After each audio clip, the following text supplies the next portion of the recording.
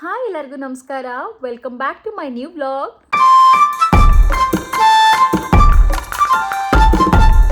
ಇವತ್ತಿನ ಈ ವಿಡಿಯೋದಲ್ಲಿ ನಾನು ಚೈನೀಸ್ದು ಒಂದು ರೆಸಿಪಿನ ಟ್ರೈ ಮಾಡೋಣ ಅಂತ ಅಂದ್ಕೊಂಡಿದ್ದೀನಿ. ಅಂದರೆ ತುಂಬ ಸಿಂಪಲ್ ಆಗಿ ಮಾಡೋವಂಥ ಒಂದು ರೆಸಿಪಿ ಅಂತಲೇ ಹೇಳ್ಬೋದು. ಚೈನಾದಲ್ಲಿ ಇದು ಮೇಜರಾಗಿ ಎಲ್ಲ ಹೋಟ್ಲ್ಗಳಲ್ಲೂ ಸಿಗುತ್ತೆ. ಅಂದರೆ ಆ ಐಟಮ್ ಇಲ್ಲದೆ ಹೋದ್ರೂ ಅದನ್ನು ಕೇಳಿದ್ರೆ ಮಾಡಿಕೊಡೋ ಅಂಥ ಒಂದು ಖಾದ್ಯ ಅಂತಲೇ ಹೇಳ್ಬೋದು ಇದು ಚೈನಾದು. ನಾನು ಸುಮಾರು ಸಲ ಮಾಡಿದ್ದೀನಿ, ಬಟ್ ಅಥೆಂಟಿಕ್ ಚೈನೀಸ್ ಕುಕ್ ಮಾಡೋ ಥರ ರುಚಿ ಬಂದಿಲ್ಲ. ಸೊ ಇವತ್ತು ಅದನ್ನೇ ಟ್ರೈ ಮಾಡ್ತೀನಿ. ಆಮೇಲೆ ಚೈನಾದವರು ಯಾವ ಥರ ಅವರ ಊಟದ ಶೈಲಿ ಯಾವ ಥರ ಇರುತ್ತೆ ಅನ್ನೋದನ್ನ ಕೂಡ ಮನೆಯಲ್ಲಿ ಯಾವ ಥರ ಮಾಡ್ಕೋಬೋದು ಅಂತ ನಿಮ್ಗೆ ತೋರಿಸ್ತಾ ಇದ್ದೀನಿ. ಸೊ ತಡ ಮಾಡೋದು ಬೇಡ, let's get start the vlog. ತುಂಬ ಕಡಿಮೆ ಬಗೆಯ ಅಂತ ತುಂಬ ಕಡಿಮೆ ಏನು ಹೇಳ್ತಾರೆ, ಯೂಶುವಲ್ ಆಗಿ ಎಲ್ಲರ ಮನೆಯಲ್ಲೂ ಆಲೂಗೆಡ್ಡೆ ಅನ್ನೋದು ಇದ್ದೇ ಇರುತ್ತೆ. ನಾನಿಲ್ಲಿ 3 ಆಲೂಗೆಡ್ಡೆ ತೊಗೊಂಡಿದ್ದೀನಿ. ಆಮೇಲೆ ಇದರಲ್ಲಿ ಒಂದು ರೆಸಿಪಿ ಮಾಡ್ತೀನಿ ಆಲೂಗೆಡ್ಡೆನಲ್ಲಿ. ಆಮೇಲೆ ಇಲ್ಲಿ ಬ್ರೋಕ್ಲಿ ಇದೆ, ಒಂದು ಫುಲ್ ಇಲ್ಲ, ಅರ್ಧ ಭಾಗ ಮಾತ್ರ ಇದೆ. ಸೊ ಅರ್ಧ ಭಾಗನೇ ನಾನು ತೊಗೊಂಡಿದ್ದೆ ಅಂಗಡಿನಲ್ಲಿ. ಸೊ ಈ ಬ್ರಾಕ್ಲಿನಲ್ಲಿ ಒಂದು ರೆಸಿಪಿ ಮಾಡ್ತೀನಿ, ಜಸ್ಟ್ ಒಂದು ಸ್ಟಿರ್ ಫ್ರೈ ಥರ ಮಾಡ್ತೀನಿ. ಅದಾದಮೇಲೆ ಎಲೆಕೋಸು ಮತ್ತು ಕ್ಯಾರೆಟ್ನ ಯೂಸ್ ಮಾಡಿಕೊಂಡು ಒಂದು ರೆಸಿಪಿ ಮಾಡ್ತೀನಿ. ಸೊ ಇದನ್ನು ಯಾವ ಥರ ಮಾಡ್ತೀನಿ ಅಂದರೆ, ಲೈಕ್ ನಮಗೆ ಇಲ್ಲಿ ಒಂದು ಇದು ಸಿಗುತ್ತೆ, ಅಲ್ಲೂ ಸಿಗುತ್ತೆ. ಇದು ರೈಸ್ದು ಪೇಪರ್ ಶೀಟು, ಅಕ್ಕಿನಲ್ಲಿ ಮಾಡಿರೋವಂಥ ಪೇಪರ್ ಶೀಟು. ಸೊ ಇದ್ರೊಳಗೆ ಎಲೆಕೋಸು ಮತ್ತು ಕ್ಯಾರೆಟ್ನ ಫ್ರೈ ಮಾಡಿ ಇದ್ರೊಳಗಡೆ ಹಾಕ್ಬಿಟ್ಟು ಜಸ್ಟ್ ಹಂಗೆ ಡೀಪ್ ಫ್ರೈ ಆದರೂ ಮಾಡ್ಬೋದು, ಇಲ್ಲಾಂದರೆ ದೋಸೆ ತವಾ ಬರುತ್ತಲ್ಲ, ಸೊ ಅದರಲ್ಲಿ ಕೂಡ ಫ್ರೈ ಮಾಡ್ಕೋಬೋದು ಸ್ವಲ್ಪ ಎಣ್ಣೆ ಹಾಕ್ಕೊಂಡು. ಸೊ ಈ 3 ರೆಸಿಪಿನ ಇವತ್ತು ನಾನು ಮಾಡ್ತಾ ಇದ್ದೀನಿ. ಆಲೂಗೆಡ್ಡೆದು ಫಸ್ಟು ಸಿಪ್ಪೆ ಹೊರ್ಕೋಬೇಕು. ಸಿಪ್ಪೆ ಎಲ್ಲ ಕ್ಲೀನಾಗಿ ಹೊರೆದ್ಬಿಟ್ಟು, ಎಲ್ಲರ ಮನೆಯಲ್ಲೂ ಈ ಥರ ಶೆಡ್ಡರ್ ಇದ್ದೇ ಇರುತ್ತೆ ಮನೆಯಲ್ಲಿ. ಅಂದರೆ ಕ್ಯಾರೆಟ್ ತುರಿಯೋಕ್ಕೆ, ಕೊಬ್ಬರಿ ತುರಿಯೋಕ್ಕೆ, ಕಾಯಿ ತುರಿಯೋಕ್ಕೆ ಅಂತೆಲ್ಲ ಇಟ್ಕೊಂಡಿರ್ತೀರ. ಸೊ ಈ ಶೆಡ್ಡರಲ್ಲಿ ಈ ಪಾರ್ಟ್ ಇರುತ್ತೆ ನೋಡಿ, ಈ ಭಾಗದಲ್ಲಿ ಆಲೂಗೆಡ್ಡೆನ ತುರ್ಕೊಂಡ್ರೆ ಕ್ಲೀನಾಗಿ ಒಂದು ಶೇಪಲ್ಲಿ ಬರುತ್ತೆ. ಸೊ ಆಮೇಲೆ ಅದನ್ನು ಜಸ್ಟ್ ಫ್ರೈ ಮಾಡಬೇಕಷ್ಟೇ. ಹಸಿಮೆಣಸಿನ್ಕಾಯಿ, ಬೆಳ್ಳುಳ್ಳಿ ಎಲ್ಲ ಹಾಕ್ಬಿಟ್ಟು ಫ್ರೈ ಮಾಡಿದ್ರೆ ಒಂದು ರೆಸಿಪಿ ಮುಗ್ದಂಗೆ. ನಾನು ಆವಾಗಲೇ ಒಂದು ಸತಿ ಹೇಳಿದ್ದೆ ನನ್ನ ಕಳೆದ ವ್ಲಾಗಲ್ಲಿ, ಚೈನಾದಲ್ಲಿ ಜಾಸ್ತಿ ಕಿಚನಲ್ಲಿ ಟೈಮ್ ಸ್ಪೆಂಡ್ ಮಾಡೋಕ್ಕೆ ಇಷ್ಟ ಇರಲ್ಲ ಚೈನೀಸ್ಗೆ, ಅಂದರೆ ಚೀನಿಯರಿಗೆ ಎಸ್ಪೆಷಲಿ. ಅಡುಗೆ ಮನೆಯಲ್ಲಿ ಟೈಮ್ನ ಜಾಸ್ತಿ ಸ್ಪೆಂಡ್ ಮಾಡೋಕ್ಕೆ ಇಷ್ಟಪಡೋದಿಲ್ಲ ಇಲ್ಲಿ. ಏನು ಕುಕ್ ಮಾಡಬೇಕು ಪಟ ಅಂತಕ್ಕೊಂದು ಬೇಗ ಆಗಬೇಕು, ಅದು ಹೆಲ್ತಿನೂ ಇರಬೇಕು, ಟೈಮ್ ಕೂಡ ಕಡಿಮೆ ಇರಬೇಕು. ಸೊ ಆ ಥರ ರೆಸಿಪೀಸೇ ಇದೆ ಅಂತ ಹೇಳ್ಬೋದು. ಬಟ್ ಅಂದರೆ ತುಂಬ ಬೇರೆ ಬೇರೆ ಇವ್ರದ್ದು ಟ್ರೆಡಿಷ್ನಲ್ ಫುಡ್ ಎಲ್ಲ ಇದೆ. ಸೊ ಅದೆಲ್ಲ ಸ್ವಲ್ಪ ಟೈಮ್ ಹಿಡಿಯುತ್ತೆ. ಈಗ ನಾವು ಹೆಂಗೆ ದೋಸೆಗೆ ಚಟ್ನಿ, ಅದು ಇದು ಉಪ್ಸಾರಿಗೆ ಪಲ್ಯ ಎಲ್ಲ ಹೇಗೆ ಮಾಡ್ತೀವೋ, ಸೊ ಅದೇ ಥರನೇ ಇವ್ರದ್ದು ಬೇರೆ ಬೇರೆ ಅಥೆಂಟಿಕ್ ಫುಡ್ ಅಂತ ಇದೆ, ಟ್ರೆಡಿಷ್ನಲ್ ಫುಡ್ ಎಲ್ಲ, ಅದೆಲ್ಲ ತುಂಬ ಟೈಮ್ ಹಿಡಿಯುತ್ತೆ. ಈ ವೆಜಿಟೇಬಲ್ ಸ್ಟಿರ್ ಫ್ರೈ ಎಲ್ಲ ಬೇಗನೆ ಆಗೋಗುತ್ತೆ. ಸೊ ಇವಾಗ ನಾನು ಆಲೂಗೆಡ್ಡೆನ ಏನು ಸಿಪ್ಪೆ ಎಲ್ಲ ಕ್ಲೀನಾಗಿ ಹೊರದಿಟ್ಕೊಂಡಿದ್ದೀನೋ ಅದನ್ನ ಈ ಭಾಗದಲ್ಲಿ ಶೆಡ್ ಮಾಡ್ಕೊತಿದ್ದೀನಿ, ಅಂದರೆ ತುರ್ಕೋತಾ ಇದ್ದೀನಿ ಕ್ಲೀನಾಗಿ.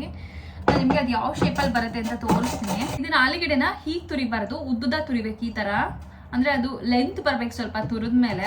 ಇಲ್ಲಿ ನೋಡ್ಬೋದು ಆಲೂಗೆಡ್ಡೆ ನೂಡಲ್ಸ್ ಥರ ಬರ್ತಾ ಇದೆ ಇಲ್ಲಿ. ಸೊ ಈ ಶೇಪಲ್ಲಿ ಬರಬೇಕು ಅಂತಂದರೆ ಅದು ಈ ಕಡೆ ಸೈಡೇ ಯೂಸ್ ಮಾಡಬೇಕಂದ್ರೆ, ಈ ಕಡೆ ಸೈಡ್ ಶೆಡ್ಡರ್ ಏನಿದೆಯೋ ತುರಿಯೋ ಮಣೆಯಲ್ಲಿ, ಸೊ ಈ ಥರನೇ ಯೂಸ್ ಮಾಡಬೇಕು. ಸೊ ಈ ಥರ ಚೆನ್ನಾಗಿ ಬರುತ್ತೆ ಉದ್ದುದಾಗೆ. ಸೊ ಈಗ 3 ಆಲೂಗೆಡ್ಡೆನೂ ತುರ್ಕೊಳ್ಳೋಣ. ಒಂದು ತುರಿದಾಯಿತು.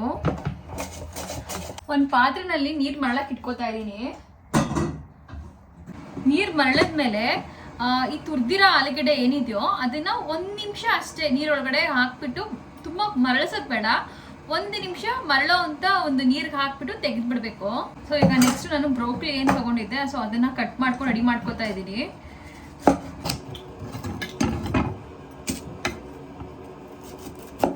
ಬ್ರೋಕ್ಲಿನ ಈ ಥರ ಕಟ್ ಮಾಡಿ ಇಟ್ಕೊಂಡಿದ್ದೀನಿ. ಇನ್ನೂ ದಪ್ಪ ಪೀಸ್ನೇ ಕಟ್ ಮಾಡ್ತಾರೆ, ಬಟ್ ನನಗೆ ಅಷ್ಟು ದಪ್ಪ ಪೀಸ್ ಇಷ್ಟ ಆಗೋದಿಲ್ಲ. ಸೊ ಈ ಥರ ಕಟ್ ಮಾಡ್ಕೊಂಡಿದ್ದೀನಿ. ಇದರಲ್ಲಿ ಹುಳ ಬರೋದಿಲ್ಲ ಇಲ್ಲಿ ಚೈನಾದಲ್ಲಿ, ಯಾಕೆಂದರೆ ಇದೆಲ್ಲ ನಾಟಿ ಅಲ್ಲ, ಫಾರಮ್ ಇರುತ್ತೆ, ತುಂಬ ಬಲ್ಕಾಗಿ ಬೇಗ ಬೆಳೀತಾರೆ. ಸೊ ಅದಕ್ಕೋಸ್ಕರ ಹುಳ ಇರೋದಿಲ್ಲ. ಇಲ್ಲಿ ನೀರು ಮರಳ್ತಾ ಇದೆ. ಆಲೂಗೆಡ್ಡೆ ನೋಡಿ ಈ ಥರ ಕಟ್ ಮಾಡಿದ್ದೀನಿ. ಈ ರೆಸಿಪಿ ಹೆಸರು ಬಂದು ತುದೋಸ್ ಅಂತ, ತುದೋಸ್ CSI ತುದೋಸಿ ಅಂತ ಕರೀತಾರೆ. ಮರಳ್ತಾ ಇರೋ ನೀರಿಗೆ ಆಲೂಗೆಡ್ಡೆನ ಹಾಕ್ಬಿಟ್ಟು ಆಫ್ ಮಾಡಿಬಿಟ್ಟಿದ್ದೀನಿ ಸ್ಟವ್ನ ಮರಳಿದ ತಕ್ಷಣ. ಇನ್ನು ಇದ್ರ ಹೆಸರು ಬಂದು ತುದೋಸಿ ಅಂತ ಹೇಳ್ತಾರೆ ಅಂತ ಅಂದ್ರೆ ಏನಕ್ಕೆ ಅಂತಂದ್ರೆ ಚೈನೀಸ್ ಅಲ್ಲಿ ತುದೋ ಅಂತ ಅಂದ್ರೆ ಆಲೂಗೆಡ್ಡೆ ಅಂತ, CSIC ಅಂತಂದ್ರೆ ಶ್ರೆಡ್ಡೆಡ್ ಪೊಟ್ಯಾಟೋಸ್ ಅಂದ್ರೆ ತುರ್ದಿರೋ ಅಂಥದ್ದು. SIC ಅಂತಂದ್ರೆ ತುರ್ದಿರೋ ಅಂತ ಯಾವ್ದಾದ್ರು ಒಂದು ತರಕಾರಿಗೆ ಸಿ ಅಂತ ಹೇಳಿದ್ರೆ, ಅಂದ್ರೆ ತುರಿಯೋದು ಯಾವ್ದಾದ್ರು ಆಗಿದ್ರೆ ಅದನ್ನ SIC ಅಂತ ಕರೀತಾರೆ. ಸೊ ಅದಕ್ಕೆ ಶ್ರೆಡ್ಡೆಡ್ ಪೊಟ್ಯಾಟೋಸ್ ಫ್ರೈಗೆ ಏನಂತ ಕರೀತಾರೆ ಅಂದ್ರೆ ತುದೋಸಿ ಅಂತ ಕರೀತಾರೆ. ಇನ್ನು ಈ ಆಲೂಗೆಡ್ಡೆನ ಮರಳತಾರ ನೀರೊಳಗಡೆ ಹಾಕಿ 1 ನಿಮಿಷ ಆಯ್ತು ಕರೆಕ್ಟ್ ಆಗಿ. ಸೊ 1 ನಿಮಿಷ ಆಗ್ತಿದಂಗೆ ಕ್ಲೀನಾಗಿ ಎತ್ಕೊಂಡ್ಬಿಡ್ಬೇಕು, ಇಲ್ಲಾಂದ್ರೆ ತುಂಬಾ ಬೆಂದೋದ್ರೆ ಚೆನ್ನಾಗಾಗೋದಿಲ್ಲ ಇದು. ಸೊ ಕರೆಕ್ಟಾಗಿ 1 ನಿಮಿಷಕ್ಕೆ ತೆಗೆದ್ಬಿಡ್ಬೇಕು. ನೀರನ್ನ ಕ್ಲೀನಾಗಿ ಸೋಸ್ಕೋಬೇಕು. ನೀರಿದ್ರೆ ಅದು ಫ್ರೈ ಮಾಡುವಾಗ ಏನಂದ್ರೆ ನೀರು ಕೂಡ ಮಿಕ್ಸ್ ಆಗಿಬಿಡುತ್ತೆ, ನೀರು ಡ್ರೈ ಆಗಲ್ಲ ತುಂಬ ಬೇಗ. ಆ ನೀರು ಡ್ರೈ ಆಗೋ ಅಷ್ಟರಲ್ಲಿ ಆಲೂಗೆಡ್ಡೆನೂ ಇನ್ನೂ ತುಂಬ ಬೆಂದೋಗಿ ಸಾಫ್ಟ್ ಆಗಿಬಿಡುತ್ತೆ, ಚೆನ್ನಾಗಾಗಲ್ಲ ಟೇಸ್ಟು. ಬಿಸಿನೀರಿಂದ ತೆಗೆದ ಆಲೂಗೆಡ್ಡೆ ಹೊಗೆ ಬರ್ತಾ ಇದೆ, ಹಿಂಗೆ ಸ್ವಲ್ಪ ಆರಾಕಕ್ಕೆ ಬಿಡಬೇಕು, ಸ್ವಲ್ಪ ಆರಬೇಕಿದು. ಡೈರೆಕ್ಟಾಗಿ ಒಗ್ಗರಣೆ ರೆಡಿ ಇದ್ರೆ ಹಾಕ್ಬಿಡ್ಬೋದು. ಸೊ ಒಗ್ಗರಣೆ ರೆಡಿ ಇಲ್ದಿರೋದ್ರಿಂದ ಸ್ವಲ್ಪ ಸ್ಪ್ರೆಡ್ ಮಾಡ್ತಿದ್ದೀನಿ ತಣ್ಣಗಾಗ್ಲಿ ಅಂತ. ಬ್ರೋಕ್ಲಿನೂ ಕೂಡ ನಾನು 1 ನಿಮಿಷ ಬಿಸಿನೀರೊಳಗಡೆ ಹಾಕ್ತೀನಿ, ಯಾಕೆಂದ್ರೆ ಸ್ವಲ್ಪ ಬೆಂದಿರುತ್ತೆ ಅಂತ ಅಷ್ಟೇ.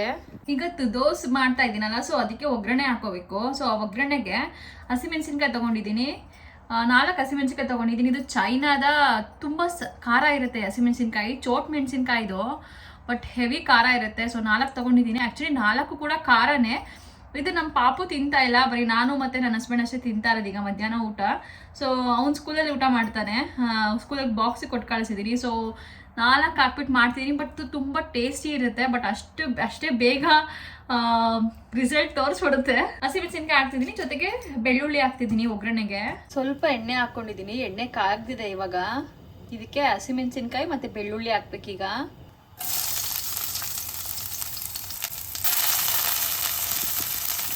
ಎರಡೇ ಐಟಮ್ ಹಾಕಿರೋದ್ರಿಂದ ಬೇಗ ಬಾಡೋಗುತ್ತೆ. ಇದು ಬೆಂದಿದೆ, ಸ್ವಲ್ಪ ಫ್ರೈ ಆಗಿದೆ. ಇವಾಗ ಆಲೂಗೆಡ್ಡೆ ಹಾಕೊಳ್ಳೋಣ.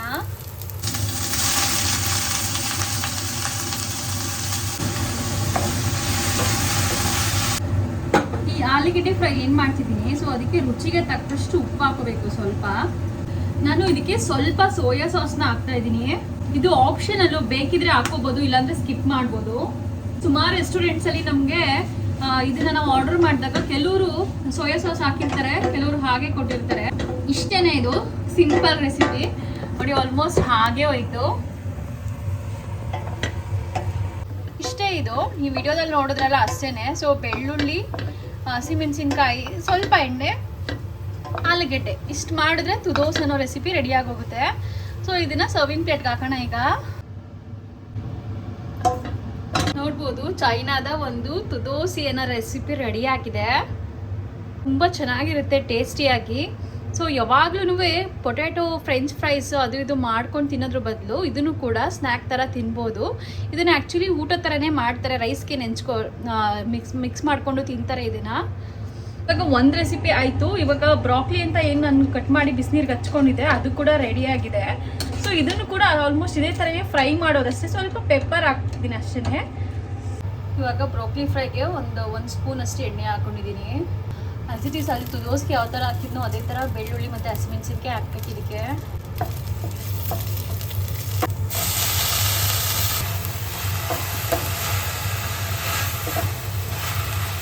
ಫ್ರೈ ಆಗ್ತಿದ್ದಂಗೆ ರುಚಿಗೆ ಸ್ವಲ್ಪ ಉಪ್ಪು ಹಾಕೋಬೇಕು. ಜಾಸ್ತಿ ಹಾಕ್ಕೊಂಡ್ರೆ ಬ್ರೋಕ್ಲಿಗೆ ಉಪ್ಪು ಆಗಿಬಿಡುತ್ತೆ, ಯಾಕೆಂದರೆ ಉಪ್ಪಿನಂಶನ ಹೀರ್ಕೊಳ್ಳಲ್ಲ ಜಾಸ್ತಿ ಬ್ರೋಕ್ಲಿ. ಆಲೂಗೆಡ್ಡೆ ಹೀರ್ಕೊಳ್ಳುತ್ತೆ, ಬ್ರೋಕ್ಲಿಗೆ ಸ್ವಲ್ಪ ಉಪ್ಪಾದ್ರೇ ಸಾಕು. ನಾನು ಇದಕ್ಕೆ ಸ್ವಲ್ಪ ಮೆಣಸಿನ ಪುಡಿ ಹಾಕ್ಕೋತಾ ಇದ್ದೀನಿ, ಚೂರು, ಜಾಸ್ತಿ ಅಲ್ಲ. ಮೆಣಸಿನ್ಕಾಯಿ ಖಾರ ಇದ್ದರೆ ನಿಮಗೆ ಬೇಡ ಅಂತ ಅನಿಸಿದ್ರೆ ಆಪ್ಷನಲ್, ಅದು ಮೆಣಸಿನ ಪೌಡರ್ನ ಸ್ಕಿಪ್ ಮಾಡ್ಕೋಬೋದು. ನಾನು ಚೂರು ಹಾಕ್ಕೊಂಡ್ರೆ ಇದು ಸ್ವಲ್ಪ ಜಾಸ್ತಿ ಫ್ರೈ ಆದರೆ ಚೆನ್ನಾಗಿರುತ್ತೆ. ಅಂದರೆ ಇದು ಬೇಯ್ತಾ ನೀರು ಬಿಟ್ಕೊಂಡ್ಬಿಡುತ್ತೆ. ಸೊ ಅದಕ್ಕೋಸ್ಕರ ಏನು ಮಾಡಬೇಕು, ಸ್ವಲ್ಪ ಫ್ಲೇಮ್ನ ಜಾಸ್ತಿ ಇಟ್ಕೋಬೇಕು. ಹೈ ಫ್ಲೇಮ್ ಮಾಡಿಕೊಂಡು ಒಂದು ನಿಮಿಷದೊಳಗಡೆ ಬೆಂದೋಗುತ್ತೆ. ಸ್ವಲ್ಪ ಸೋಯಾ ಸಾಸ್ ಹಾಕಿದ್ದೀನಿ, ಒಂದು 1/4 ಸ್ಪೂನು, ಯಾಕೆಂದರೆ ಕ್ವಾಂಟಿಟಿ ಕಡಿಮೆ ಇರೋದ್ರಿಂದ.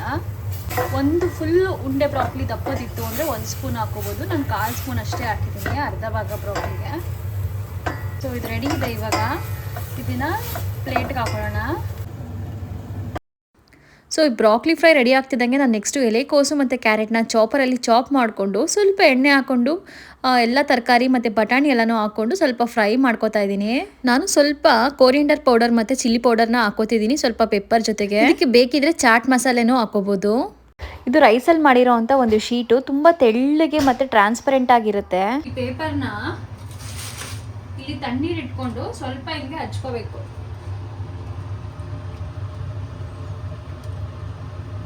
ಒಂದು 10 ಸೆಕೆಂಡ್ಸ್ ಬಿಟ್ಟರೆ ಸಾಕು, ಫುಲ್ಲು ಇಲ್ಲಾಂದರೆ ಮುದ್ದೆ ಆಗೋಗುತ್ತೆ.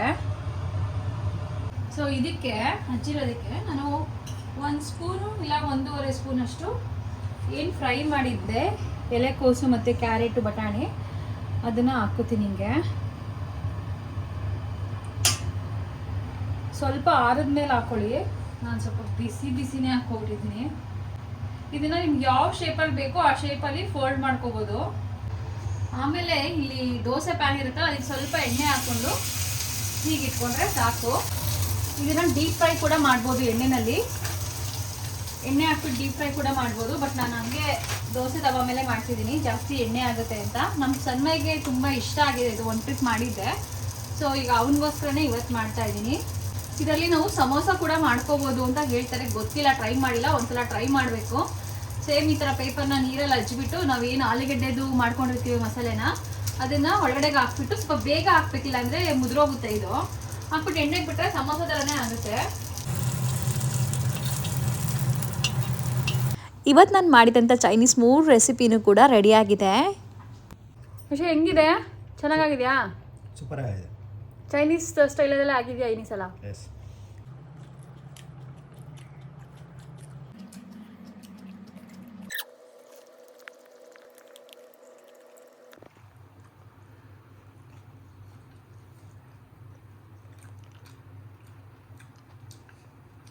ಚೆನ್ನಾಗಿದೆ. ರೈಸ್ ಪೇಪರ್ ಕೇಕಲ್ಲಿ ಮಾಡಿರೋದು ಗೊತ್ತೇ ಆಗಲ್ಲ. ಸಮೋಸ ಕೂಡ ಮಾಡ್ಬೋದು ಅಂತ ಅನಿಸುತ್ತೆ, ಟ್ರೈ ಮಾಡಬೇಕು ಒಂದಿನ.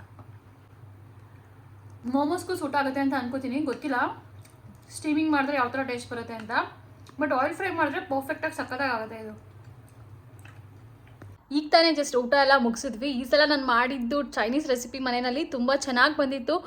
ಸೇಮ್ ಚೈನೀಸ್ ರೆಸ್ಟೋರೆಂಟಲ್ಲಿ ಹೇಗೆ ಅವ್ರು ಅಥೆಂಟಿಕ್ ಡಿಶಸ್ನ ಮಾಡ್ತಾರೆ, ಸೊ ಅದೇ ಥರನೇ ಟೇಸ್ಟ್ ಬಂದಿತ್ತು ಅಂತಲೇ ಹೇಳ್ಬೋದು. ಸೊ ಇನ್ನು ಈ ವಿಡಿಯೋ ಇಷ್ಟ ಆಗಿದೆ ಅಂತ ಅನ್ಕೋತೀನಿ. ನನ್ನ ಚಾನಲ್ಗೆ ಯಾರೇ ಸಬ್ಸ್ಕ್ರೈಬ್ ಮಾಡಿಲ್ಲ, ಬೇಗ ಬೇಗ ನನ್ನ ಚಾನಲ್ನ ಸಬ್ಸ್ಕ್ರೈಬ್ ಮಾಡಿ, ಮತ್ತು ನಾನು ಚೈನಾ ವೀಡಿಯೋಸ್ನ ಎಂಜಾಯ್ ಮಾಡಿ ಅಂತ ಹೇಳ್ತಾ ಮತ್ತೆ ಒಂದು ಚೈನಾದ ಹೊಸ ವಿಡಿಯೋದಲ್ಲಿ ಸಿಗ್ತೀನಿ. ಅಲ್ಲಿವರೆಗೂ ಎಲ್ಲರಿಗೂ ಬಾಯ್ ಬಾಯ್.